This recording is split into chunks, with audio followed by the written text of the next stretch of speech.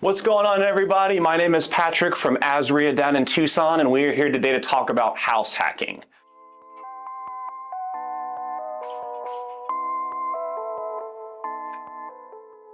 First and foremost, what exactly is house hacking? Certainly it means a lot of different things to a lot of different people, but from my perspective, house hacking basically combines two different aspects. So we have some sort of real estate investment. So first and foremost, house hacking is not a means of dancing in and out of the market on a short to medium term basis. In order to get into house hacking, you definitely have to have some sort of long-term approach. But any sort of real estate purchase that takes this sort of long-term investing approach while also taking advantage of low down payment owner-occupant financing to get a higher return on investment. Any type of long-term purchase that you move into as your primary residence and therefore qualify for cheap financing counts as house hacking, and from there we can move on. So with that foundation in place, there's a couple of different ways of house hacking. It really comes down to what your comfort level is and to what extent do you really want to be uncomfortable to push up that profitability. But essentially, if we're looking at it three different ways. Life cycle investing is essentially the most basic type of house hacking. This is something that you're just buying any sort of primary residence. It's not necessarily what you would consider an investment opportunity. It doesn't necessarily produce any kind of cash flow unless you're renting out pieces of it. There's not necessarily a value add component. But basically with life cycle investing, you are generating wealth through two different avenues. Both the long-term appreciation rate of property that you hold for 5 years or 10 years or longer, combined with the long-term debt paydown effect, also called amortization. Anybody who buys a home and lives in it for a period of 5 to 15 years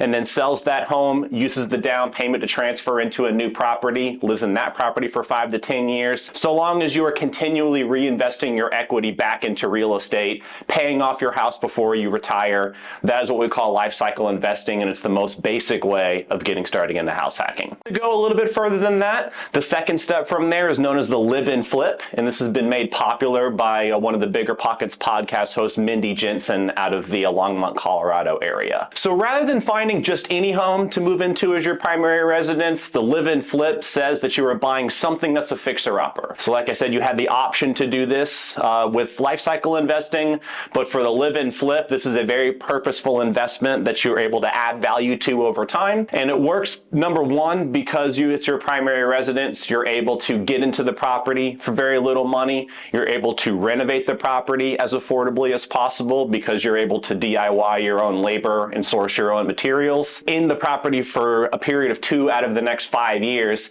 it is considered an owner-occupant property from the perspective of capital gains tax, which is to say when you go to sell that property, if it's qualified as your primary residence and you qualify for the homeowner's exemption, then you're able to sell that property with part or all of your capital gains being excluded from capital gains tax. And make sure you talk to your local CPA about specifically how that works. But if you want to go past the live and flip strategy and get even more profitability out of your house hack purchase, then the third step up there from there is what we call residential income. This is the more traditional form of house hacking. This is the only form of investing that some investors would say if it doesn't generate positive cash flow, it's never an opportunity that you would want to take on as an investor. But realistically, if you're combining a primary residence with a low down payment interest rate and you're renting out all or part of separate units or separate bedrooms in your own primary residence, so long as you're generating some sort of cash flow, subsidizing your rent payment on top of all of the other means of generating wealth through real estate, that is the most effective way to get it done. But as we can see, whether you're on the life cycle investing side of things or all the way out here in residential income, just know that it is a spectrum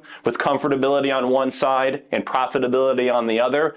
It's just a function of finding where you need to be for this next purchase. So if any of that information resonated with you and you'd like to find out more about the concept of house hacking, or if you're new to Azreia and looking for more information, you can check out my new book, House Hacking, the Most Affordable Way to Get Started Investing in Real Estate. And just know that house hacking is far from the end-all be-all of the only type of real estate investing that's out there. It's just one more toolbox for you to be able to make real estate investing work in a number of scenarios.